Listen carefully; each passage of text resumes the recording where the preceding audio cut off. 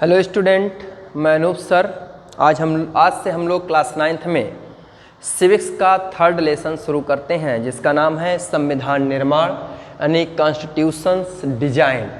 यानी जो हमारा संविधान है, हमारा कॉन्स्टिट्यूशंस है, वो कैसे निर्मित होता है। तो सबसे पहले हम लोग देखेंगे कि संविधान क्या है, या इसके बारे में संक्षेप में समझेंगे कि व्हाट इज़ कॉन्स्टिट्यूशंस, यानी संविधान है क्या।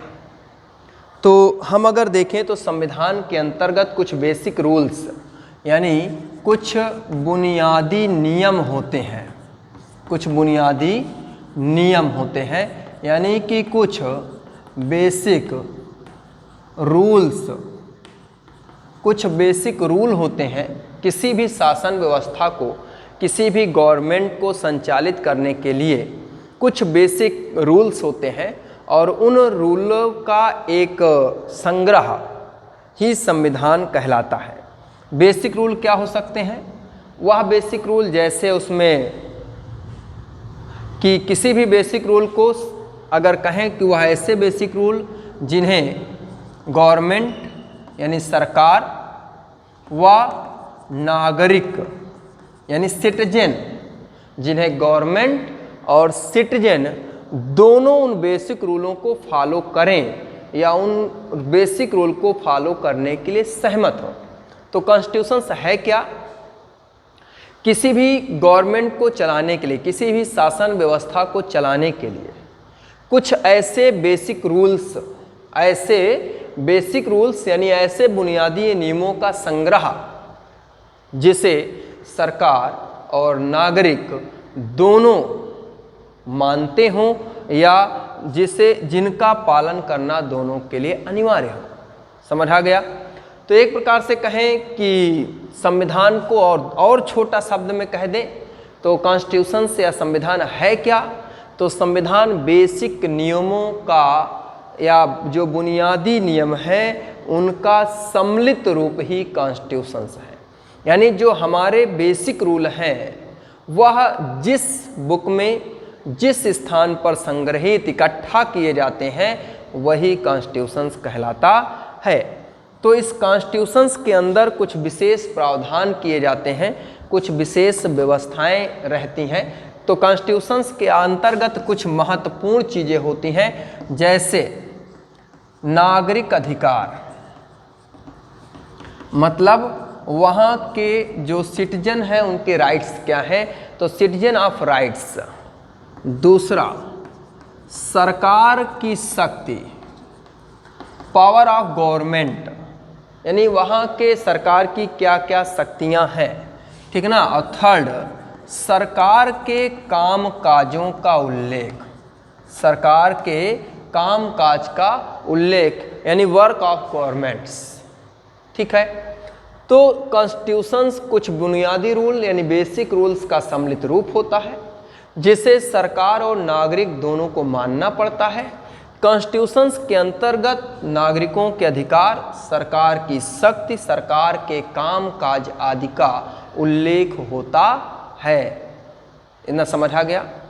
तो संविधान को पढ़ने से पहले एक दक्षिण अफ्रीका में लोकतंत्र, यानी जो दक्षिण अफ्रीका है, साउथ अफ्रीका है, उस साउथ अफ्रीका में डेमोक्रेसी कैसे आई, इसकी एक कहानी समझकर हम लोग संविधान के मूल विशेषताओं तक पहुंचेंगे कि संविधान के मूल फीचर्स क्या हैं।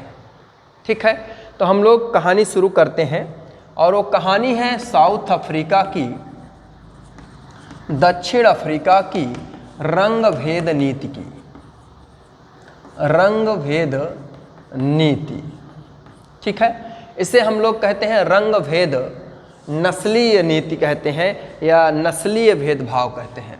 रंग भेद नस्लीय भेदभाव, ठीक है ना। रंग भेद नस्लीय भेदभाव यानी कलर के अनुसार हम लोग रेशियल डिस्क्रिमिनेशंस करते हैं। क्या करते हैं? रेशियल डिस्क्रिमिनेशंस करते हैं। किस आधार पर? कलर के आधार पर। और इस रेशियल डिस्क्रिमिनेशंस की बात करें तो पूरे विश्व में बहुत से जगह हैं जहाँ पर रेशियल डिस्क्रिमिनेशन किया जाता था, यानी कि नस्लीय भेदभाव किया जाता था। लेकिन उन सभी में सबसे ज़्यादा जो भेदभाव का प्रभाव है वो साउथ अफ्रीका यानी दक्षिण अफ्रीका में था। तो यहाँ पर कैसे ये भेदभाव शुरू हुआ इसकी बात करते हैं। तो कहानी है 18वीं सेंचुरी यानी 18वीं शताब्दी। 18वीं शताब्दी के आसपास, 18वीं सेंचुरी के आसपास जो ब्रिटिश उपनिवेश या कहें कि ब्रिटिश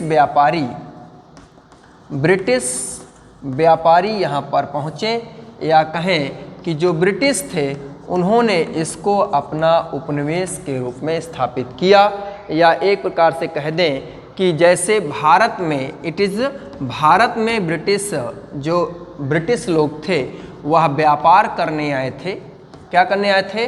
व्यापार करने आए थे, और बाद में इन्होंने भारत के पॉलिटिकल और इकोनॉमिक कंट्रोल अपने हाथों में ले लिया और भारत ब्रिटेन का कॉलोनिज्म बन गया, यानी भारत ब्रिटेन का उपनिवेश बन गया।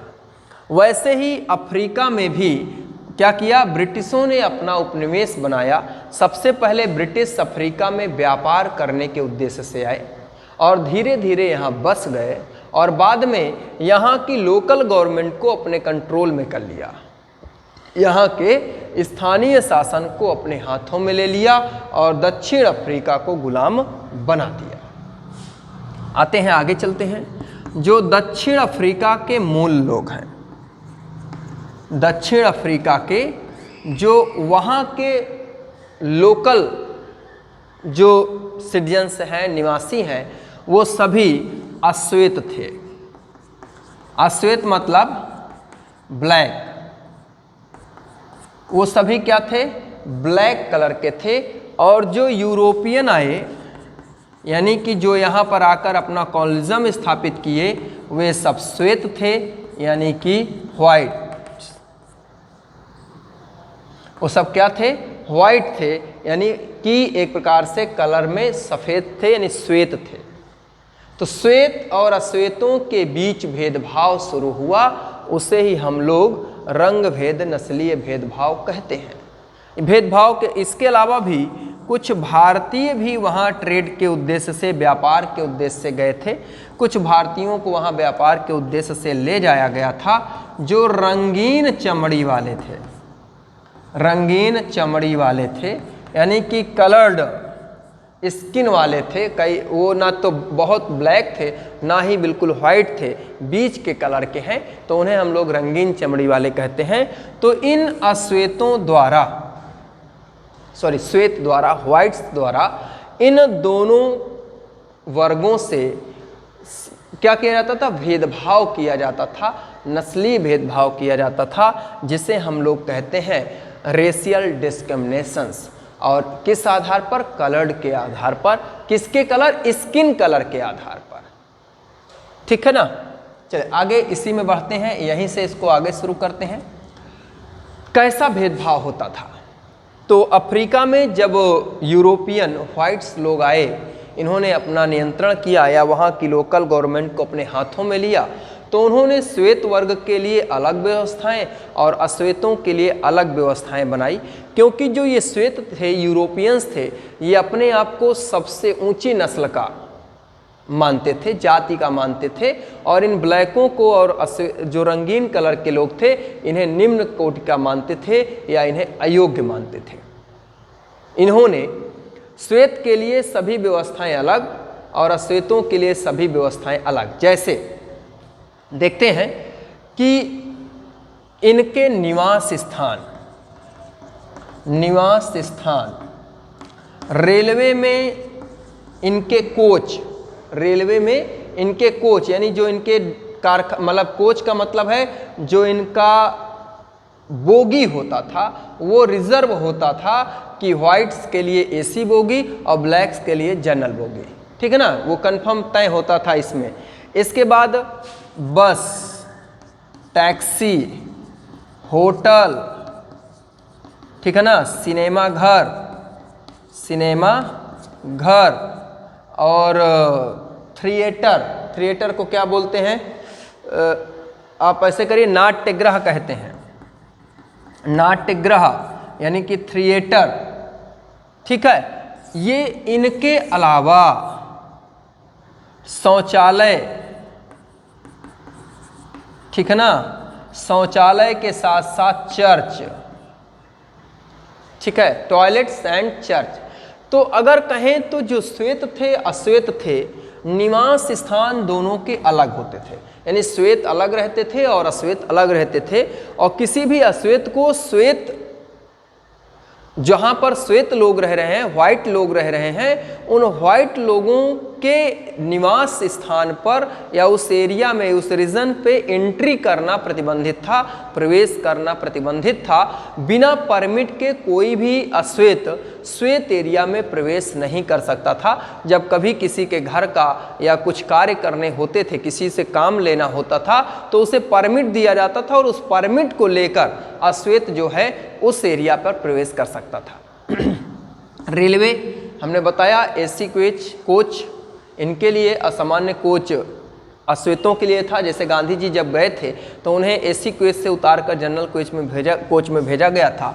बस, टैक्सी, होटल, सिनेमा घर, नाट्यगृह, ये सभी अलग होते थे। ये सभी श्वेतों के लिए अलग, अश्वेतों के लिए अलग अलग व्यवस्थाएं थी।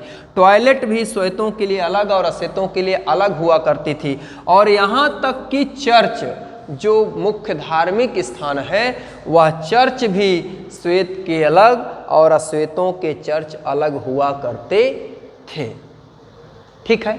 तो इस अश्वेत जो रेशियल डिस्क्रिमिनेशंस है, नस्लीय भेदभाव हो रहा है, अब इस भेदभाव के विरोध में आंदोलन शुरू होगा।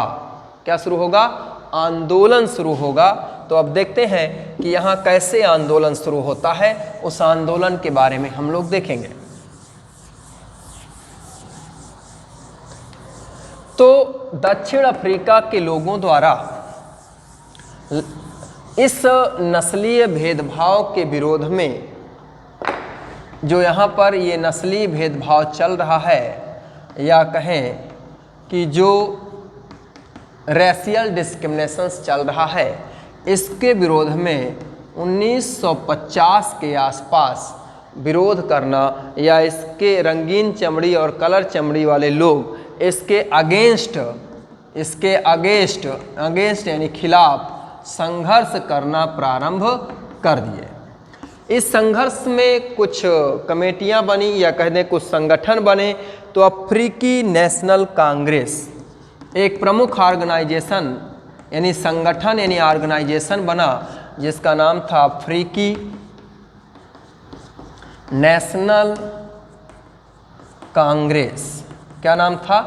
अफ्रीकी नेशनल कांग्रेस। ये एक ऑर्गेनाइजेशन था जिसके नेतृत्व में अश्वेत और कलर्ड यानी रंगीन चमड़ी वाले जो लोग थे, वह लोग सभी एक झंडे के तले अफ्रीकी नेशनल कांग्रेस के अंतर्गत होकर या इनके अधीन होकर एक आंदोलन या एक संघर्ष या एक प्रोटेस्ट करना शुरू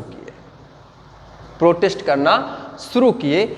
इसके साथ इसमें बाद में कई मजदूर संगठन, लेबर ऑर्गेनाइजेशंस भी आकर जुड़ गए, यानी अनेक लेबर ऑर्गेनाइजेशन भी इस आंदोलन में जुड़ गए। वहाँ की एक कम्युनिस्ट पार्टी थी, कम्युनिस्ट पार्टी भी इस आंदोलन में साथ हो गई। वह भी अश्वेतों के साथ हो रहे भेदभाव का विरोध करने लगी। और कुछ समझदार गोरे लोग, वाइट स्किन वाले कुछ समझदार लोग भी थे, जो ये कहने लगे या मांग करने लगे कि इन अश्वेतों को भी उनके अधिकार प्राप्त होने चाहिए। ठीक है ना। इसी मांग को करते हुए या इसी मांग को, जो यह आंदोलन चल रहा था, अब इस आंदोलन के जो नेता बने उनका नाम था, आप लोग बहुत बार सुने होंगे, नेल्सन मंडेला। कौन थे? Nelson Mandela. तो नेल्सन मंडेला के नेतृत्व में यह आंदोलन शुरू किया गया था। और यह आंदोलन अपनी चरम गति पर जब पहुंचा तो 1964 में नेल्सन मंडेला और इनके साथ इनके 7 सदस्यों को गोरे लोगों ने गिरफ्तार किया, या कहें इस आंदोलन के विरोध में उनको गिरफ्तार कर दिया गया या आंदोलन चलाने के विरोध में उन्हें गिरफ्तार किया गया और उन पर मुकदमा चलाया गया और मुकदमा चलाने के बाद उन्हें जो है भयानक सज़ा काटने के लिए रोब्बेन द्वीप पर भेजा गया। रोब्बेन आइसलैंड है, द्वीप है और इन्हें सातों को गिरफ्तार किया गया। इनको कारावास की सज़ा दी गई, इन्हें प्रिजन में भेजने की सज़ा दी गई और इनको रोब्बेन द्वीप में स्थित प्रिजन पर जेल में रोब्बेन द्वीप में स्थित जेल में भेजा गया और जहां इन्होंने 28 वर्षों तक अपनी सज़ा काटी। यानी कि नेल्सन मंडेला के नेतृत्व में ये जो रेशियल मूवमेंट संचालित हो रहा था, जब यह रेशियल मूवमेंट अपना चरम रूप धारण किया तो अंततः ब्रिटिश गवर्नमेंट ने इस रेशियल मूवमेंट को कंट्रोल करने के लिए, नस्ली भेदभाव आंदोलन को कंट्रोल करने के लिए नेल्सन मंडेला और इनके 7 साथियों को गिरफ्तार कर मुकदमा चलाती है, कारावास की सज़ा देती है और इन्हें रोब्बेन द्वीप में 28 वर्षों के लिए जेल में भेज दिया जाता है और यह दक्षिण अफ्रीका की सबसे भयानक जेल मानी जाती थी। ठीक है ना। इनके जाने के बाद भी यह रेशियल मूवमेंट्स जो था, नस्ली आंदोलन था, यह नियंत्रित नहीं हुआ। 28 वर्षों बाद अंग्रेज़ों को लगा कि अब इस आंदोलन को, अश्वेतों के आंदोलन को अधिक दिनों तक नहीं थामा जा सकता या अधिक दिनों तक इसे रोका नहीं जा सकता। यानी अब वह महसूस करने लगे कि अब दक्षिण अफ्रीका में सबको समान अधिकार यानी इक्वल राइट्स देना ही पड़ेगा। अंततः जो श्वेत लोग थे, यूरोपियंस, वाइट लोग थे, उन्होंने यह निर्णय लिया कि अब दक्षिण अफ्रीका में क्या किया जाएगा, डेमोक्रेसी लागू की जाएगी। परिणाम 28 वर्ष बाद सबसे पहले 28 वर्षों बाद सबसे पहला काम किया गया कि नेल्सन मंडेला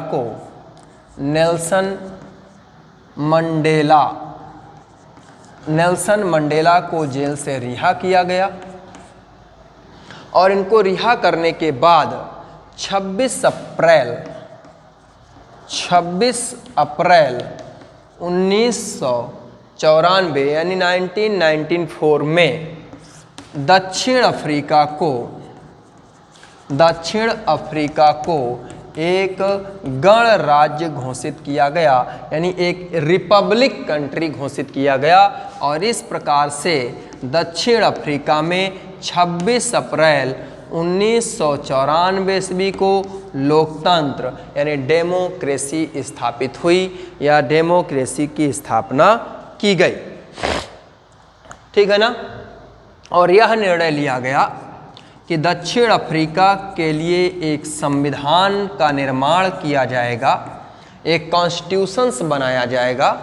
उस कॉन्स्टिट्यूशंस में श्वेत और अश्वेत सभी दोनों की मिलीजुली सरकार चलाने की व्यवस्था की जाएगी। इन्हें कॉन्स्टिट्यूशंस की ज़रूरत इसलिए पड़ी क्योंकि अश्वेतों को विश्वास नहीं था कि श्वेत उनके साथ हमेशा ऐसा व्यवहार करेंगे, इसलिए वो चाहते थे कि श्वेत और अश्वेत के क्या पावर होंगे, क्या अधिकार होंगे, उनकी व्यवस्थाएं कैसे चलेंगी, यह कहीं ना कहीं लिखित रूप में होना चाहिए। इसलिए दोनों गुटों के लोग मिलकर संविधान बनाने का निर्णय लिया। इधर नेल्सन मंडेला ने भी अपने अश्वेत लोगों को यह मनाने का प्रयास किया कि अभी तक उनके साथ जितना भी अत्याचार हुआ है उस अत्याचार को भूल जाएं, अन्यथा फिर से विवाद तैयार होंगे। और उन्होंने उन अत्याचारों को लोगों को भूलने को कहा कि आप लोग इस अत्याचार को भूल जाइए और एक नया संविधान निर्मित करिए और एक नए देश के निर्माण के मार्ग की ओर चलिए। और बता दिया जाए कि इसके बाद दक्षिण अफ्रीका के लोगों ने 2 वर्ष मेहनत करने के बाद एक कॉन्स्टिट्यूशन से एक संविधान निर्मित किया। और उस संविधान की बात करें तो वह इस समय विश्व के एक अच्छे संविधान या विश्व के उच्च श्रेणी के संविधानों में गिना जाता है।